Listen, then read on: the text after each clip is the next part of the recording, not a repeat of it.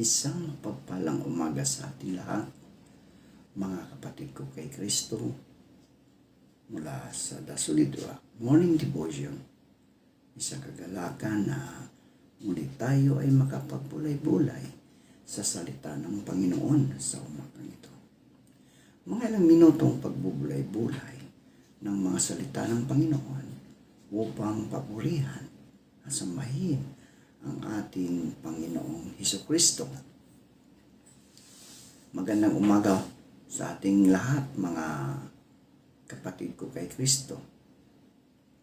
Isang bagong araw na naman ang ipinagkaloob sa atin ng Diyos. Isang bagong pagkakataon upang siya ay pasalamatan, purihin at ating paglingkuran. Sa bawat umaga, marami tayong kinakaharap na gawain, responsibilidad at mga hamon. Ngunit bago natin harapin ang mundo, mahalagang simulan natin ang araw na nakatingin at nakatayo sa matibay na bato, ang ating Panginoong Hesukristo. Maaaring magbago ang ating kalagayan, ngunit hindi nagbabago ang Diyos. Maaaring may mga bagay na hindi natin alam kung paano haharapin, ngunit maaari tayong magtiwala sapagkat ang Diyos ang ating lakas, gabay at kanlungan. Kaya sa umagang ito, mga kaibigan, buksan natin ang ating puso sa presensya ng Diyos. Hayaan natin ang Kanyang salita ang manguna sa ating mga desisyon at ang Kanyang presensya ang magbigay sa atin ng kapayapaan. Simulan natin ang araw na kasama natin ang Diyos, sapagkat kapag si Kristo ang ating matibay na bato, mayroon tayong lakas na harapin ang anumang hamon ng buhay. Magandang umaga po at naway pagpalain tayo ng ating Panginoong Hesukristo. Ang ating pong pagninilayan ngayong umaga ay matatagpuan sa unang Samuel, Kabanata 3, talatang 10. Ito ang sinasabi. Lumapit kay Samuel ang Panginoon at gaya ng dati, tinawag siya, Samuel, Samuel, Samuel. Sumagot si Samuel, magsalita po kayo, Panginoon, sapagkat nakikinig ang iyong lingkod. Pinagpala na po tayo sa pagkabasa at pagkarinig ng kanyang mga salita. Samahan ninyo ako sa pananalangin. Tayo po ay manalangin. Aming mapagmahal na Diyos, salamat po sa pagkakataong ito upang kami ay makapagnilay at makinig sa iyong mga salita. Buksan mo po ang aming puso at isipan upang marinig at maunawaan namin ang iyong tawag. Tulungan mo kaming maging handa, makinig, maging handang sumunod at maglingkod sa iyo. Aming itinataas sa inyo ang aming mga kapatid na nabahaan dahil sa walang tigil na pag-ulan. Dalangin po namin na sila po ay ilayo mo sa mga karamdaman. Proteksyonan mo po sila, lalo na po ang mga matatanda at mga bata. Salamat, Panginoon, sa mga katugunan sa aming mga panalangin. Sa pangalan ni Jesus na aming Diyos at tagapagligtas. Amen at amen. Yan, ang ating pong pagninilayan ay pinamagatan kong kapag narinig ang tawag ng Diyos. Kapag narinig ang tawag ng Diyos. Mga kapatid, mga kaibigan ko kay Kristo, sa buhay ng tao, Maraming tinig ang ating naririnig. May tinig ng ating pamilya, may tinig ng ating mga kaibigan, guro, katrabaho, at mga taong nakapaligid sa atin. May tinig din ng mundo na patuloy na nagsasabi kung ano ang dapat nating gawin. Ano ang dapat nating hangarin at kung ano ang magbibigay sa atin ng tagumpay. Ngunit sa gitna ng napakaraming tinig, mga kaibigan, mayroon tayong isang tinig na higit na mahalagang pakinggan. Yun ay ang tinig ng Panginoon. Ang tanong ay, nakikinig pa ba tayo kapag tinatawag tayo ng Diyos? Sa unang Samuel, Kabanata 3, Kabanata 3, makikita natin ang isang batang si Samuel na naglilingkod sa Panginoon sa ilalim ng pangangalaga ni Eli. Isang gabi, tinawag siya ng Diyos, Samuel, Samuel. Akala ni Samuel ay si Eli ang tumatawag sa kanya. 3 beses siyang bumangon at pumunta kay Eli. Sa bandang huli, naunawaan ni Eli na ang Panginoon pala ang tumatawag kay Samuel. Sinabi ni Eli, humayo ka, mahiga ka, at kung siya'y tumawag sa iyo, ay sabihin mo, magsalita ka, Panginoon, sapagkat nakikinig ang iyong lingkod. Napakagandang panalangin ito. Magsalita ka, Panginoon, sapagkat nakikinig ang iyong lingkod. Ito ang dapat maging puso ng bawat mananampalataya, mga kaibigan. No? Ang Diyos ay tumatawag. Ang unang bagay na dapat nating maunawaan ay ito. Ang Diyos ay tumatawag. Hindi lamang sa panahon noong si Samuel. No? Ang Diyos ay patuloy na tumatawag sa mga tao upang lumapit sa Kanya, makinig sa Kanyang mga salita, magsisi at sumunod at maglingkod. May mga pagkakataong tinatawag tayo ng Diyos, mga kaibigan, upang baguhin ang ating buhay. No? May mga kataon na tinatawag tayo ng Diyos upang baguhin ang ating buhay. May mga pagkakataong tinatawag niya tayo upang magpatawad. May pagkakataon tinatawag niya tayo upang bumalik sa panalangin. May mga pagkakataong tinatawag niya tayo upang maglingkod. May mga pagkakataong tinatawag niya tayo upang magsalita para sa katotohanan. At may mga pagkakataong tinatawag niya tayo upang iwan ang isang bagay na matagal na nating kinakapitan. Ang tawag ng Diyos, mga kapatid, ay maaaring dumating sa iba't ibang paraan. Ngunit, palaging mahalagang suriin ito ayon sa Kanyang salita. Hindi lahat ng tinig na naririnig natin ay tinig ng Diyos, mga kaibigan. No? Hindi lahat. Kaya kailangan natin ng panalangin, ng karunungan at pagkikilala sa kasulatan. Kailangan nating matutong makinig, mga kaibigan. No? Kailangan nating matutong makinig. Sa panahon ngayon, napakaraming ingay, di ba? Napakaraming ingay. May ingay sa social media, maingay ng balita, maingay ng mga opinyon, maingay ng mga problema, maingay ng takot, maingay ng pangarap at ambisyon.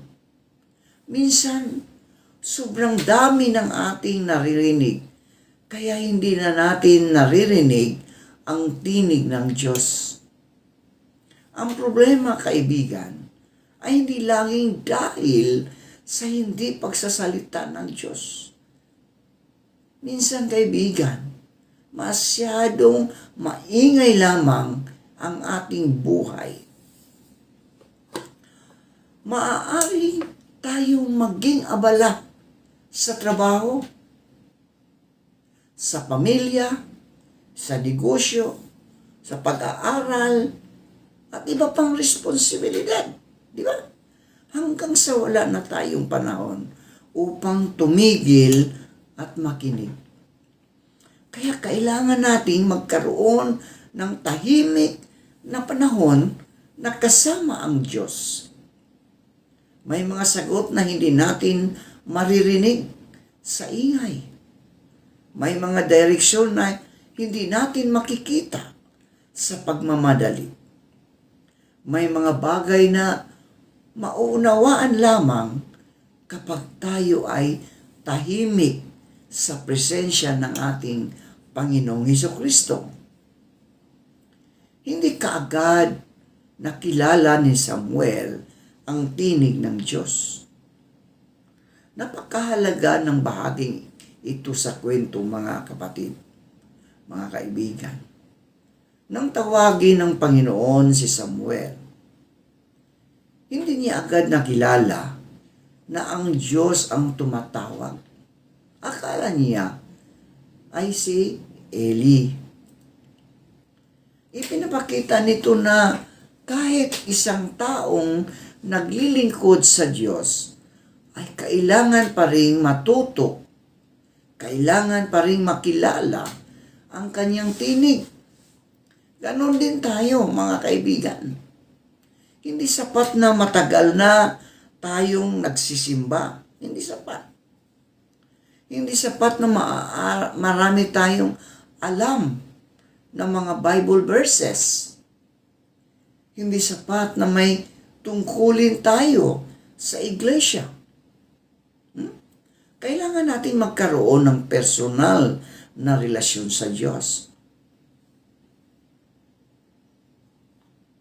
Habang mas nakikilala natin ang Diyos, mas natututo tayong kilalanin ang kanyang mga pamamaraan at ang kanyang kaloob. Di ba? So, ang isang tinig ng tupa, mga kaibigan, ay nakikilala ang tinig ng kanyang pastol dahil palagi niya itong naririnig. Ganoon din ang espiritual na buhay, mga kaibigan.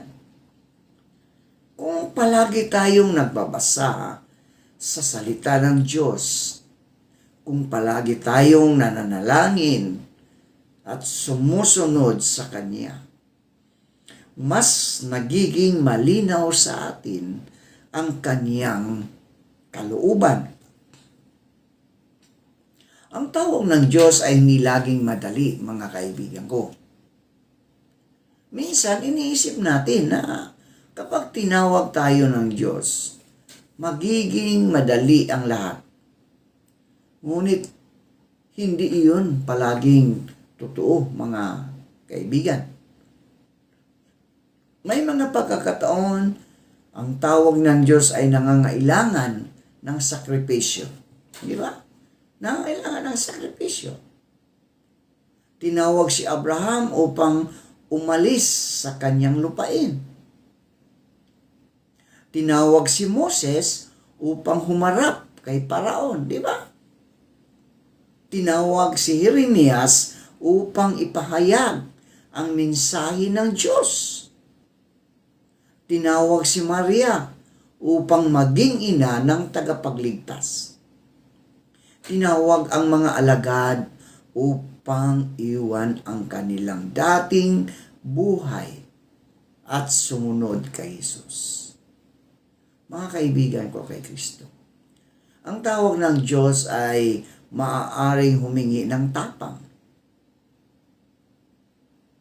Maaari nitong hilingin sa atin o sa iyo na lumabas sa ating comfort zone. Di ba? Maaari nitong hilingin na gawin natin ang isang bagay na kinakatakutan natin. O maaari nitong hilingin na magpatawad tayo kahit nasaktan tayo. Maaari nitong hilingin na sabihin natin ang katotohanan kahit hindi ito popular. Ngunit mga kaibigan ko kay Kristo, kapag Diyos ang tumatawag, ang kanyang biyaya ay sapat para sa ating kakayahan. Ang tamang tugon ay, narito ako. Yun po ang tamang tugon. Narito ako. Nang marinig ni Samuel ang tawag, sinabi niya, narito ako. Napakasimpleng salita mga kaibigan, ngunit napakalalim ang nangkahulugan. Ang narito ako ay nangangahulugang, Panginoon, handa akong makinig. Panginoon, narito ako upang sumunod. Panginoon, gamitin mo ako. O, di ba mga kaibigan? So maraming beses gusto nating marinig muna ang buong plano ng Diyos bago tayo sumunod, di ba? Gusto nating malaman ano ang mangyayari. Saan ako pupunta? Ano ang magiging resulta? Magiging matagumpay ba ako? O magiging madali ba ito? Ngunit mga kaibigan, kadalasan, hindi ibinibigay ng Diyos ang buong larawan. Hindi niya ibinibigay ang buong larawan. Binibigyan niya tayo ng sapat na liwanag para sa susunod na hakbang.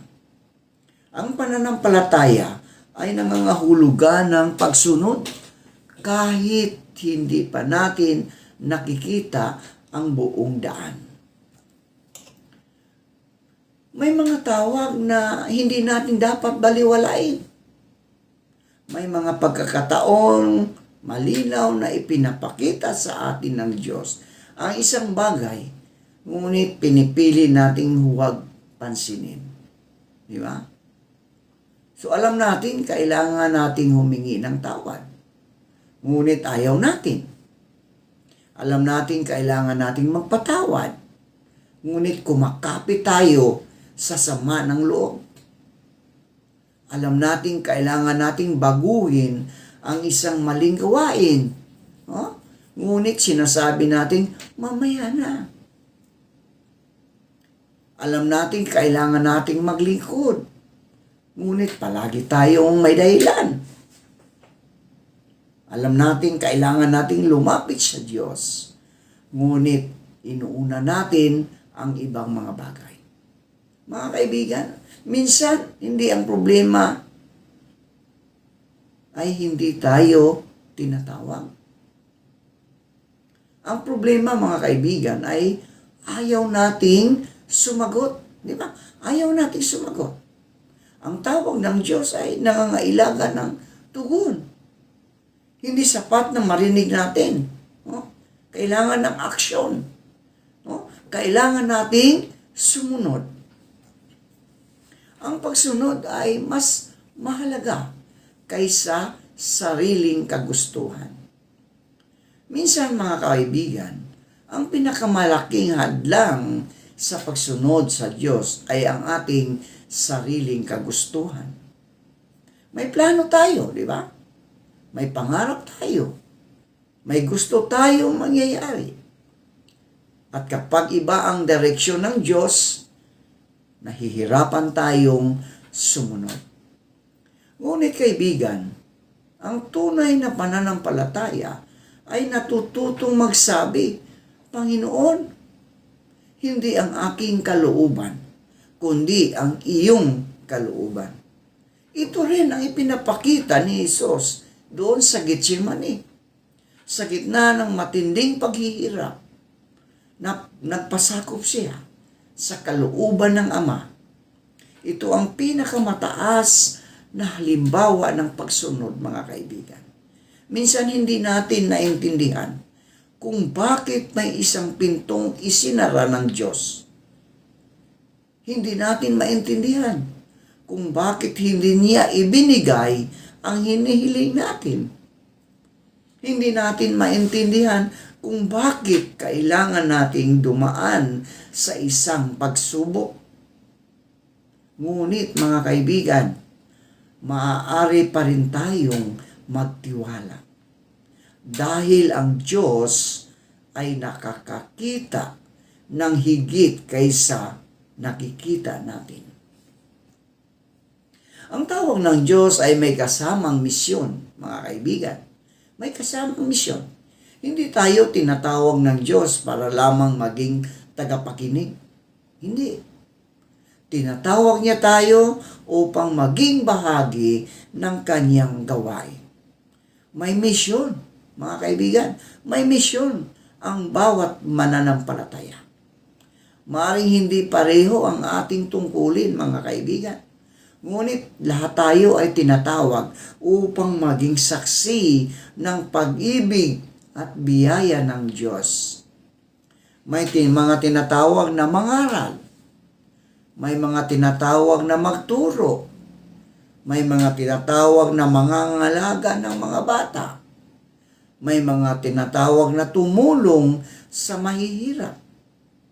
May mga tinatawag na maglingkod sa iglesia. May mga tinatawag na magmisyon. May mga tinatawag na maging tapat na Kristiyano sa kanilang pamilya at sa trabaho. Mga kaibigan, hindi kailangan maging sikat ang iyong ministry upang maging mahalaga sa Diyos. Minsan, ang pinakadakilang ministeryo ay ang tahimik na paglilingkod na walang nakakakita. Ang Diyos ay nakakakita.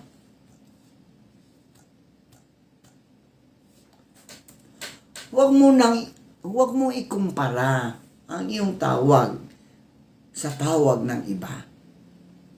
Isa sa pinakamadahilan kung bakit nahihirapan tayong sumunod sa tawag ng Diyos ay dahil ikinukumpara natin ang ating sarili sa ibang tao. Nakikita natin ang tagumpay nila, di ba? Nakikita natin ang kanilang ministry. Nakikita natin ang kanilang talento. Nakikita natin ang kanilang influensya. At iniisip natin, bakit hindi ako ganoon? Ha? Di ba kaibigan? Minsan ganoon ang iniisip natin eh. Bakit hindi ako ganoon? Ngunit kaibigan, hindi tayo tinawag ng Diyos upang maging ibang tao. Tinawag niya tayo upang maging kung sino ang nais niyang maging tayo. Ang tanong ay hindi. Bakit hindi katulad ng tawag sa kanya ang tawag sa atin? Ang tanong ay, ano ang ipinagagawa ng Diyos sa akin? Di ba? Ang bawat isa ay may sariling bahagi sa gawain ng Diyos, mga kaibigan. Ang tawag ay nangangailangan ng katapatan. No? Nangangailangan ng katapatan. Hindi sapat na magsimula ng may sigasig. Hindi sapat. Kailangan nating manatiling tapat. Kumbaga, consistent ang ating ginagawa, ang ating katapatan. May mga taong mabilis magsimula, ngunit mabilis ding sumuko. Wow. Di ba kaibigan? Sa simula, masigasig silang nananalangin. Masigasig silang dumalo sa iglesia. Masigasig silang maglingkod. Di ba mga kaibigan? Kailangan ng Diyos na consistent tayo. Hindi lang gusto natin di ba? Ngunit kaibigan, kapag dumating ang problema, yun, huminto na sila.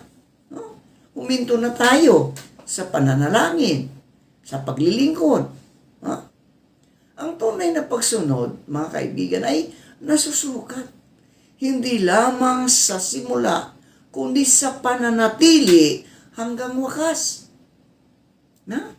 Manatili, consistent, hanggang wakas. Maaaring mapagod tayo, oo, maaaring mapagod tayo, kaibigan. Maaari tayong masaktan. Maaari tayong mabigo. Maaari tayong hindi maunawaan ng ibang tao. Ngunit kailangan nating manatili sa Panginoon. Ayon sa Galatia 6, talatang 9, huwag tayong manghinawa sa paggawa ng mabuti. Diba? Sapagkat sa tagdang panahon ay aani tayo kung hindi tayo susuko. O di ba yung mga magsasaka? Ha? Nagtatanim sila, naglilinis, nagtatanim.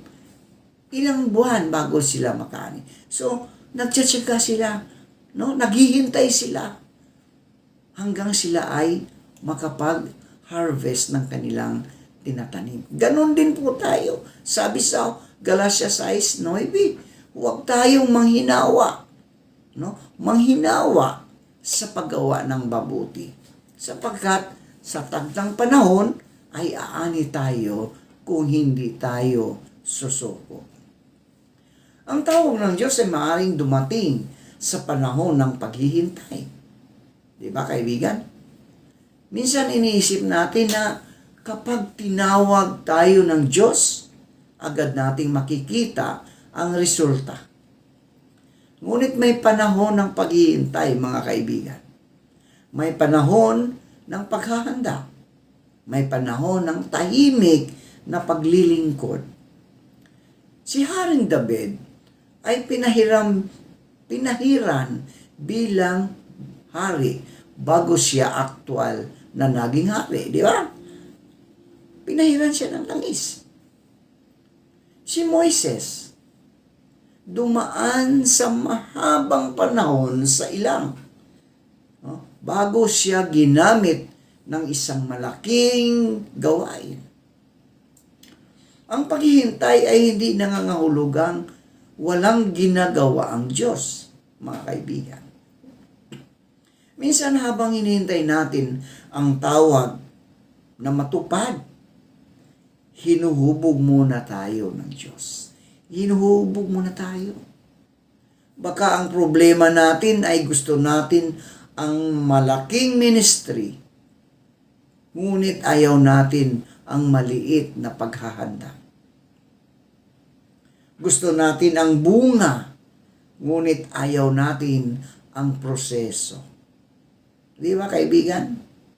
Ngunit ang Diyos, kaibigan, ay interesado dahil lamang sa gagawin natin, kundi sa kung sino tayo habang ginagawa natin ito.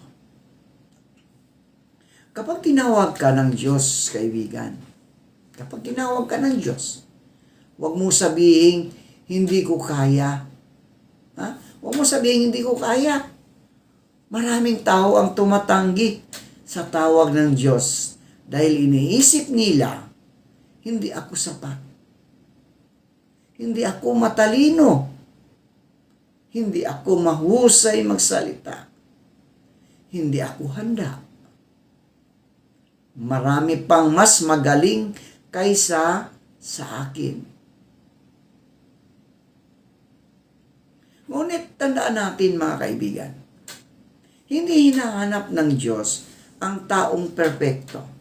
Hindi niya hinahanap ang taong perpekto. Hinahanap niya ang taong handa at masunurin. Diba? Maaari kang mahina, ngunit malakas ang Diyos. Diba? Maaari kang walang sapat na kakayahan, ngunit kaya kang bigyan ng Diyos ng kakayahan. Maaari kang matakot, ngunit maaari kang palakasin ng Diyos Ang tanong ay hindi. Ito ang tanong. Kaya ko ba? Kaya ko ba? Kundi, nagtitiwala ba ako na kaya ng Diyos na gamitin ako? Ang pinakamahalagang tawag ay ang tawag kay Kristo. Bago tayo tawagin ng Diyos upang gumawa ng isang particular na gawain, tinatawag niya muna tayo upang magkaroon ng relasyon kay Kristo. Relasyon, mga kaibigan. Ang unang tawag ay, sumunod ka sa akin. Ito ang tawag ni Jesus sa kanyang mga alagad. Bago tayo maging manggagawa, kailangan muna nating maging tagasunod. Bago tayo maglingkod sa iba, kailangan muna nating matutong sumunod kay Kristo. Bago tayo mangaral, kailangan muna nating maranasan ang mabuting balita sa ating sariling buhay.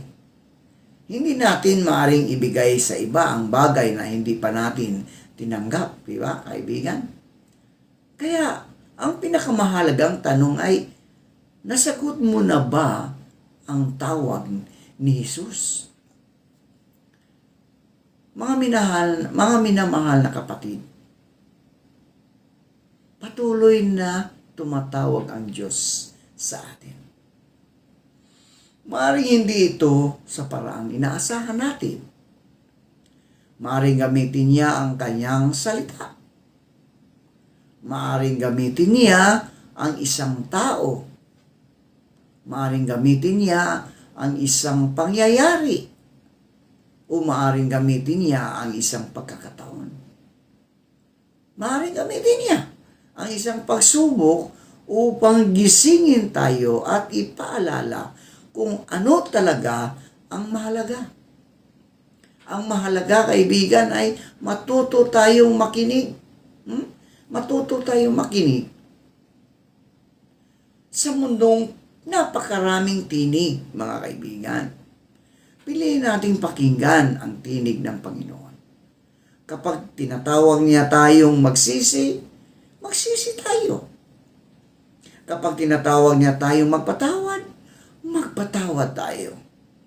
Kapag tinatawag niya tayong maglingkod, maglingkod tayo. Kapag tinatawag niya tayong humakbang sa pananampalataya, humakbang tayo.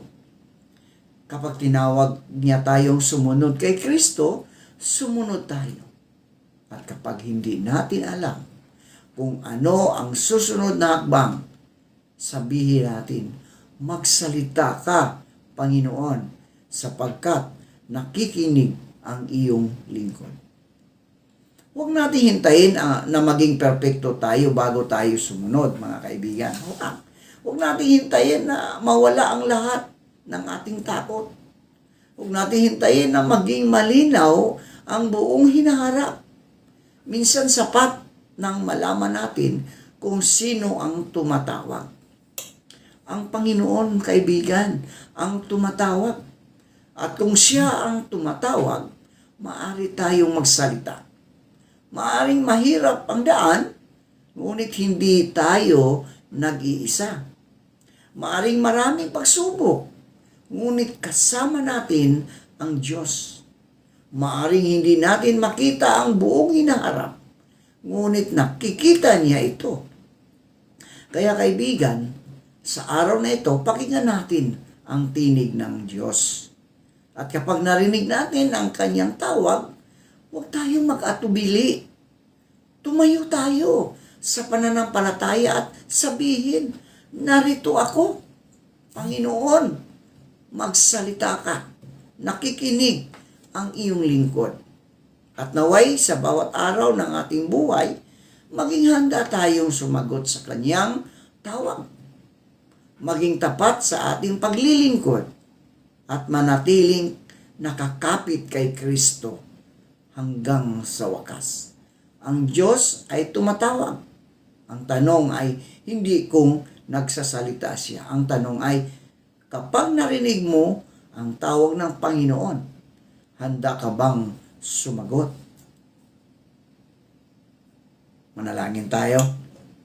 Aming mapagmahal at makapangyarihang Diyos, maraming salamat po sa iyong salita at sa paalala na patuloy mo kaming tinatawag upang makinig, sumunod at maglingkod sa iyo.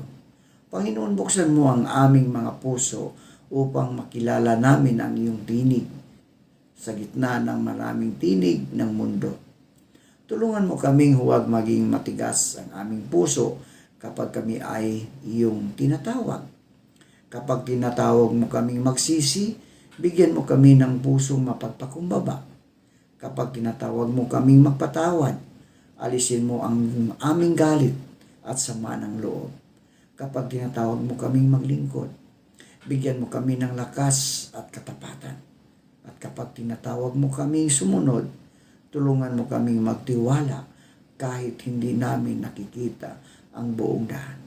Panginoon, gawin mo kaming katulad ni Samuel na handang magsabi, magsalita ka, Panginoon, sapagkat nakikinig ang iyong lingkod. Gamitin mo ang aming buhay para sa iyong kaluwalhatian. Naway maging tapat kami sa aming pagkatawag at huwag kaming sumuko sa gitna ng mga pagsubok. Sa aming pag-uwi, samahan mo kami, ingatan mo ang aming pamilya at patuloy mo kaming gabayan sa bawat hagbang ng aming buhay. Ito ang aming dalangin sa makapangyarihang pangalan ni Hesukristo na aming Panginoon at tagapagligtas. Amen at amen.